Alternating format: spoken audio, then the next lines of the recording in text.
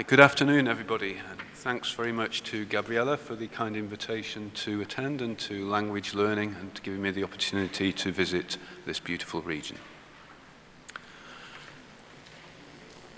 So my talk today is divided into two parts. First of all, I'm looking at how task-based interaction can be analysed.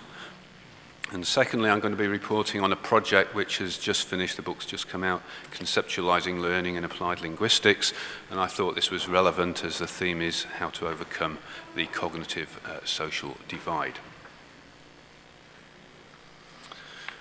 So, first of all, I'm looking at how task-based interaction can be analysed, and I'm going to adopt a problem-solution orientation. So the problem is task-based interaction is very difficult to analyse, for reasons I'll explain, and how do you go about doing that?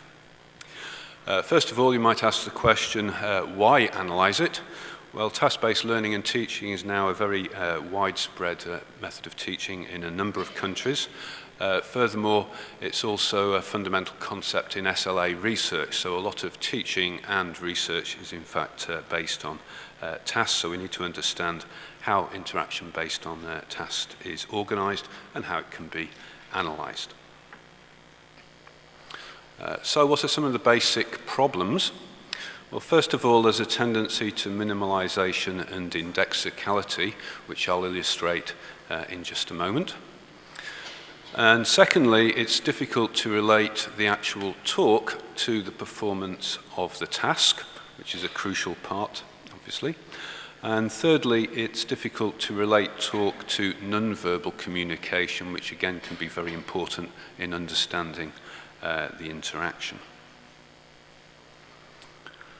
So minimalisation and indexicality, so an example, if you like, an extreme example of minimalisation and indexicality. This isn't particularly a criticism of task-based interaction, because if you look at native speakers who are engaged in tasks, generally they show this minimalisation and indexicality as well. So in effect they're displaying their orientation to the task by minimalising and using indexicality.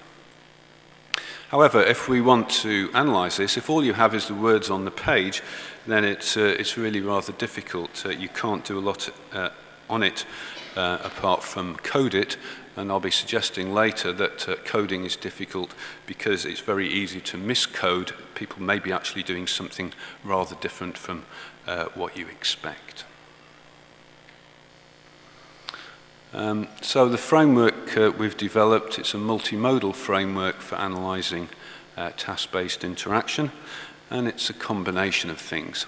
It's a combination of tracking software, so I'll explain in a minute what tracking software is.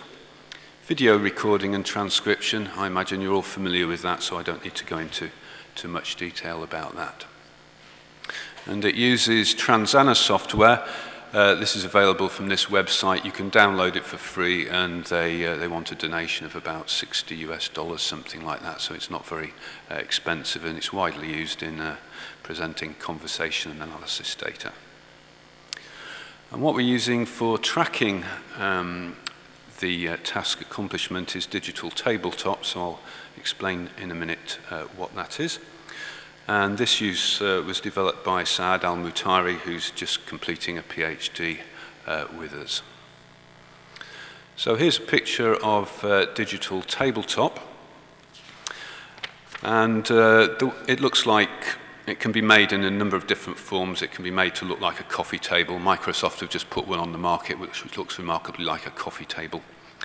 And the idea is that you can take the majority of classroom tasks and you can digitize them and you put them on top of the screen.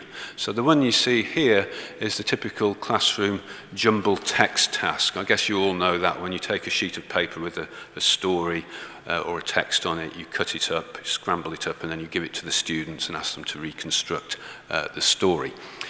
So in this digital tabletop, everything is digitized, and you can take a coloured pen, you touch the picture, and then you move it. And so the idea is that the students work together and discuss the possibilities, and then they put the story back in sequence. That's what's supposed to happen there. Oops. Sorry, went too fast there. Okay, now you should all have a copy of a handout, so I want you to make sure you're on page 1 of the handout.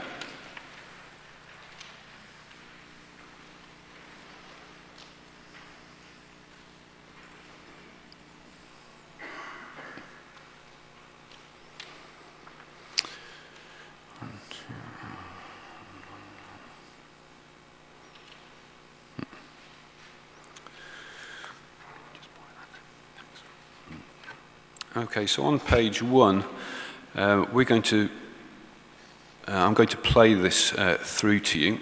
And first of all, I'd like you to look at the main screen up there, and I'll explain to you what all of these features are. So on the left, obviously, is the transcript, and that runs at the same time as the video. And the video is over on the right there, and that's a view of the 3 students who are working on the tabletop.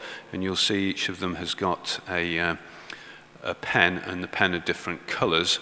And so what this means is if you look at the screen on the bottom right, it shows you what's happening on the tabletop, and so this keeps a record of who's done what. So you can see a red pen there, and you'll see that moving over. So in other words, you've got a record of task completion, and you can integrate that with non-verbal communication and verbal communication. So you can put the 3 of them together for an analysis.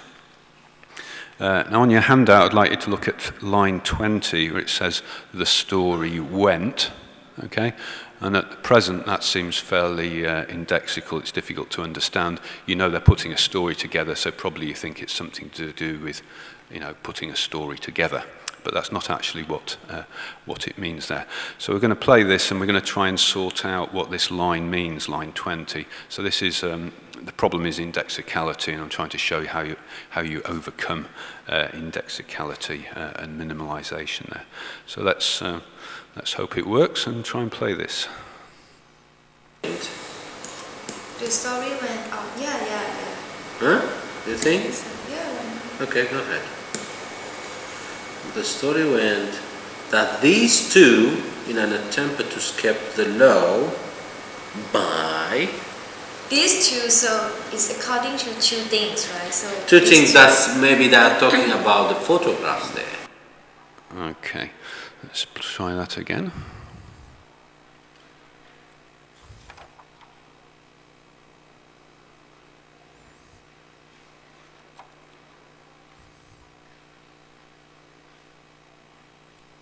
Rather swapping. Okay. Looking at family photographs. And not... Oh, that's full stop. Yeah.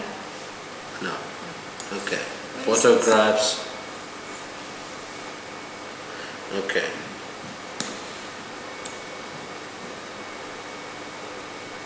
The story went. The story went up. Yeah. Okay, so on your sheet then, we're looking at line 20 in particular and trying to work out what that means. Now, if we only had the transcript, we might think that A and Y were telling a story in lines 20 and 22 that would go on and some events would follow. But this transcript becomes much more comprehensible when we show the video view and screen capture that accompany the transcript. So the arrangement of the pieces in the screen capture, that's the picture on the top of your sheet there, it shows the progress of the task. The 4 pieces, so they're numbered 1, 2, 3, 4 on the screen there, they were picked as the first 4 pieces in the story. And this frame was taken at line 20 from the extract below. So speaker A suggests that piece 5, which reads "The story went," is a potential candidate for the next move. And he moves it slightly away from himself, and at line 26, participant Y takes over the movement and puts it in place below pieces 1 to 4 on the top left.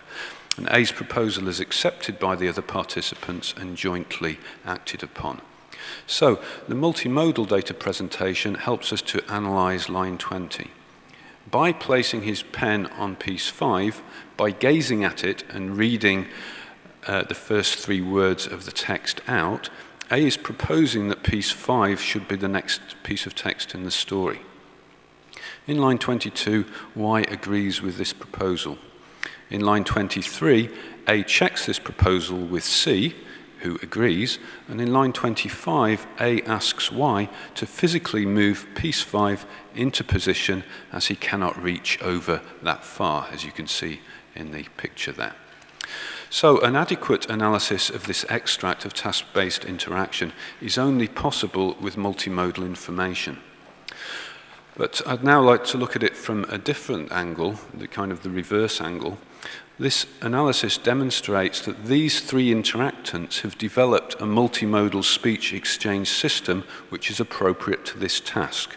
And in this system, verbal and non-verbal elements and task completion actions are inextricably intertwined. And because A's gaze and pen position, and because of the point they've reached in the task completion sequence, all that is required for A to make a formal proposal that piece 5 should be the next piece of the story is for him to read out the 3 words. So these 3 systems really cannot be separated. And this also means that verbal indexicality and minimalization are built into the multimodal speech exchange system which participants have constructed for this task. Okay, could you turn over the page now, please?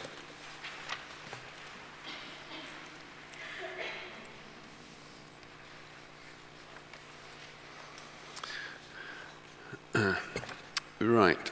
10 minutes, okay. So we've got here, we're looking at the issue of coding. So in early task-based learning and teaching studies based on the interaction hypothesis, lots of features of task-based interaction were isolated for quantitative treatment. For example, self-repetition, clarification requests, confirmation checks. 20. Okay, I've got more time, that's good. Right. So if you look on page 2 at the transcript there, you'll see that there's a lot of repetition there. So let's just play that section.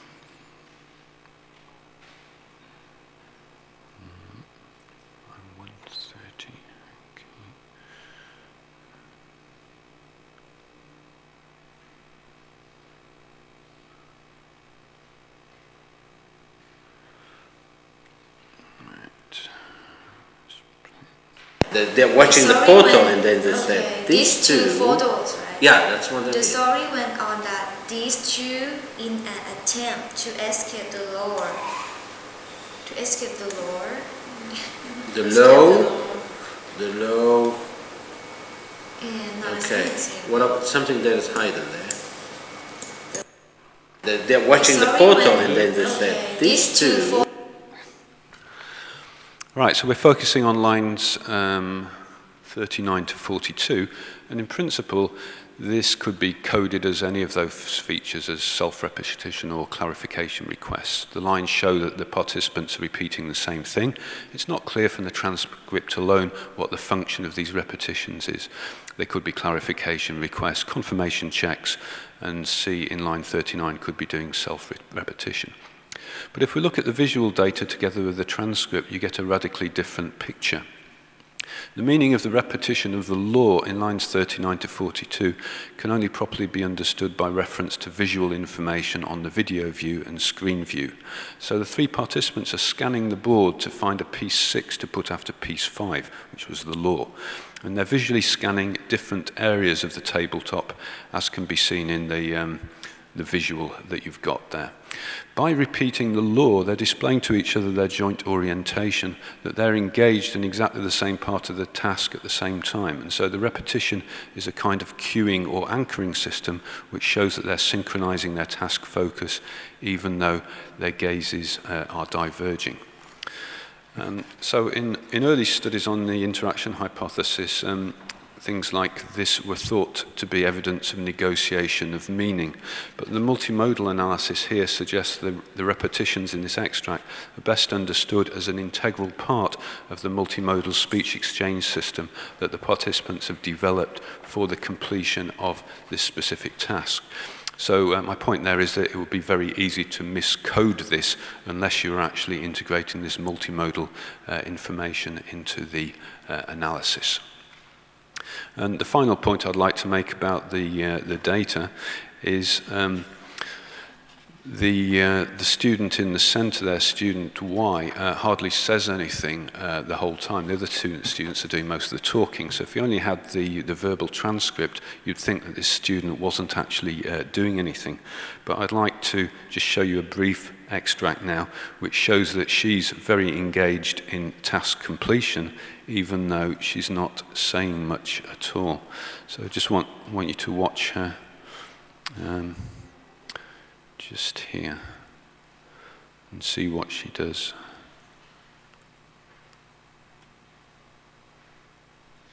So watching the student in the center.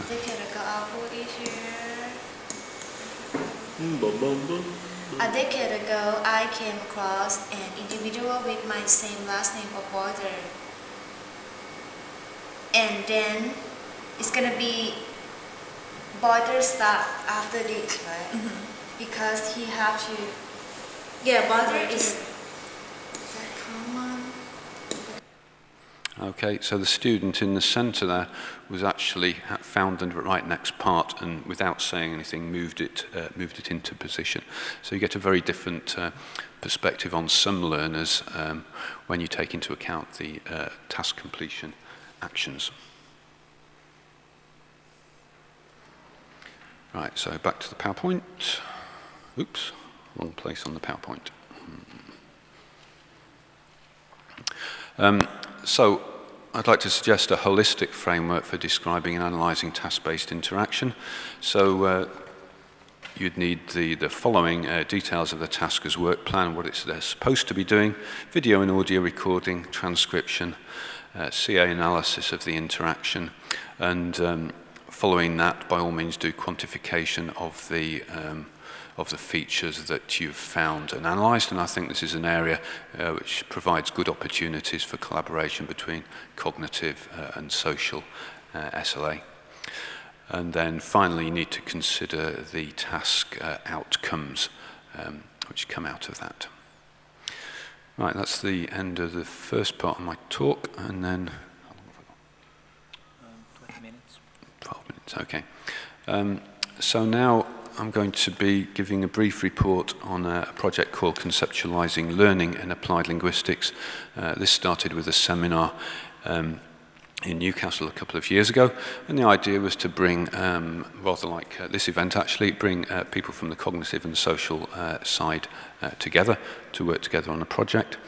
So the aims, first of all, exploring and unpacking the different conceptions of learning involved in research in our area. So what we often found that people would had complete different concepts of what learning was, so we wanted to try and find common ground there. Developing awareness of how these different conceptions originated in different paradigms and methodologies.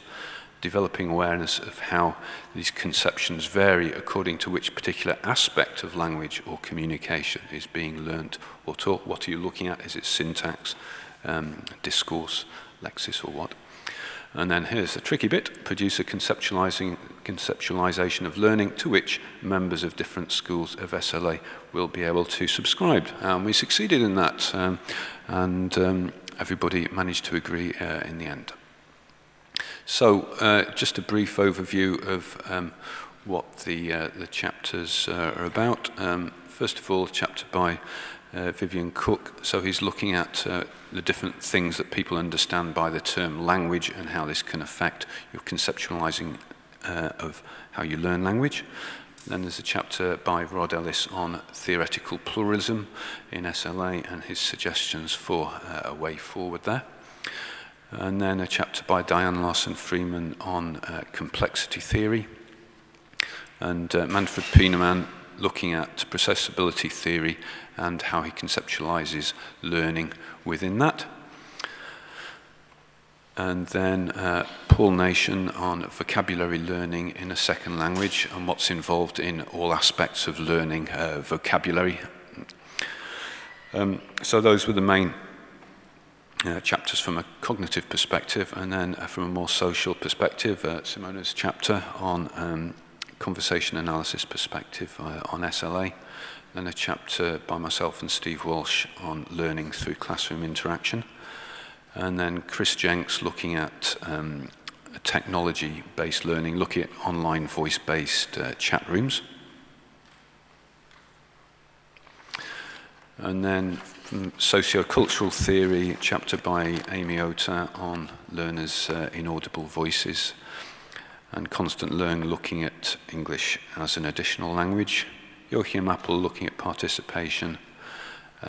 Florence Miles from a cognitive perspective, building a comprehensive theory of SLA. And then in the final chapter then, I tried to pull together all the conceptualizations of learning that we'd had during the book, and we produced a framework for conceptualizing learning, including a definition of learning, which I'll show you in a minute, and then a protocol to enable meta-studies. So it's just a suggestion that if you're producing a study on learning, there are a certain number of things you should list so that they can then be compared with other studies. And then 3 complementary ways forward. And the definition of learning, which we all managed to agree on, is this one. So read it through and see whether you disagree with it, and you can challenge us on that later. This isn't actually the whole definition.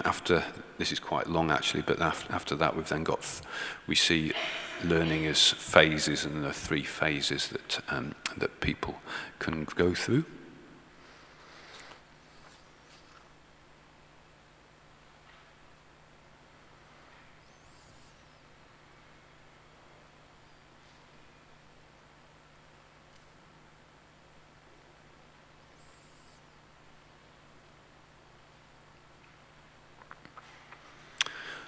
Okay, and then I'll just...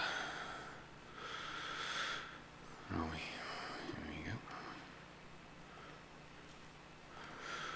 Right, so that's the front cover of the book. That's now out, and I've got a number of flyers if anybody's interested in following that one up. Okay, thanks very much. Okay, thank you, Paul.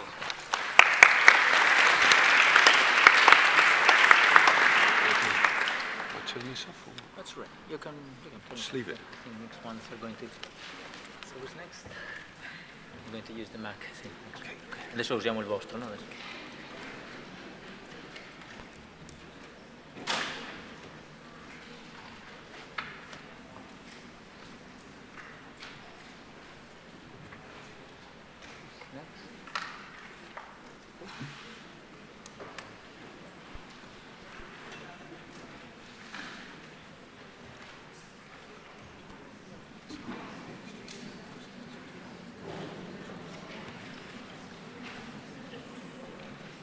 Okay, next speaker is going to be Roy Lister, McGill University.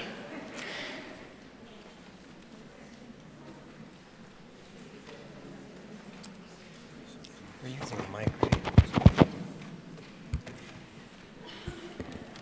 Testing, testing.